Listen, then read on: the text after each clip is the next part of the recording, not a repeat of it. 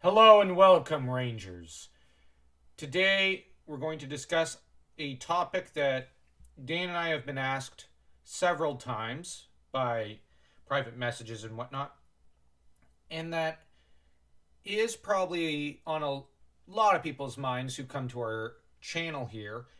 Why do we support the Legend of the White Dragon? Why do we believe in this project? Well, the reason we want to spread news about it and why we really love what we see when we look at the trailer and when we look up the news for more White Dragon stuff is that for a long time Saban has abused its actors and its fan base.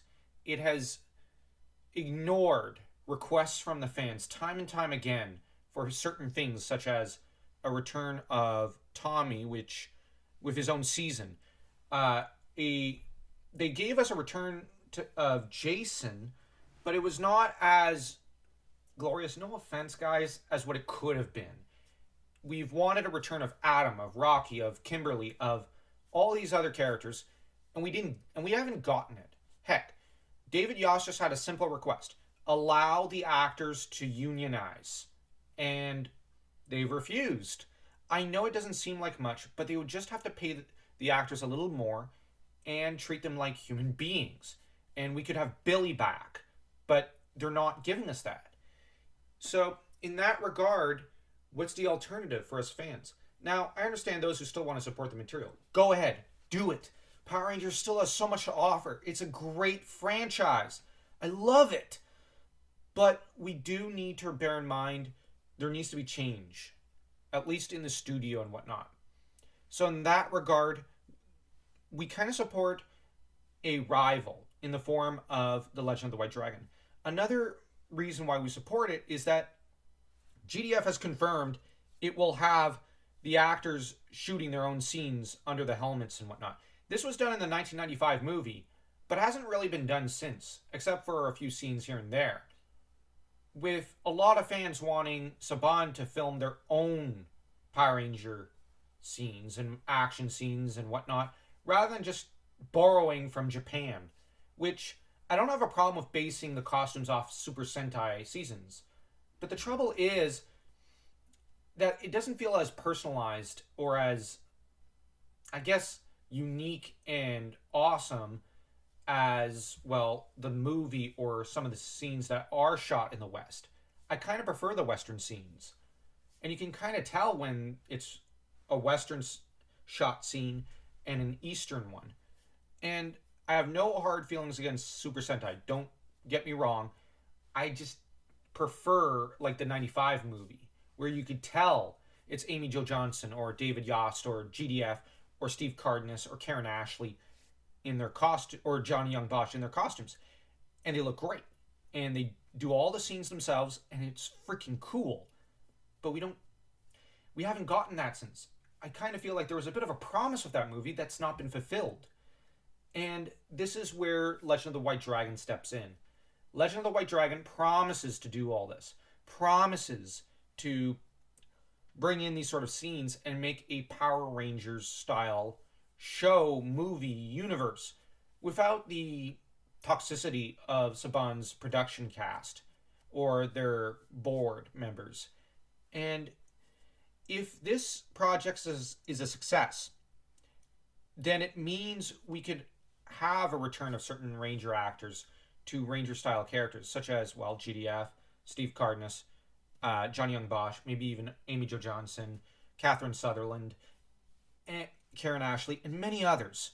We could get them back and they could shine like we wanted them to in return, because most of them won't return to Power Rangers. Some will, but most won't, because they're not getting paid enough. And this could give them the paycheck they deserve and cause Saban to go, I guess we kind of have to change the way we do things. And so I want this as an alternative just to push Saban to do better. And at the same time, if there's competition, maybe they'll write better stories. And they'll return to a lot of the better written stories of the original Saban era.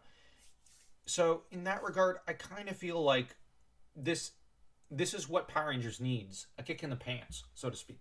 At the same time, Legend of the White Dragon truly looks good. It looks like a great project. It's got all the promise of a great Power Ranger style story. I mean, you have Eric Reed, who's got to reclaim his daughter and rekindle a relationship with her. He's got to rebuild his ruined, tattered reputation after a great battle that was lost years ago. It's basically, you have a father-daughter relationship. You've got what seems to be a rekindling father and son relationship between Eric Reed and his dad. You've got the universe in danger and a great villain, probably modeled after Lord Zed and Mesogog, coming after the hero.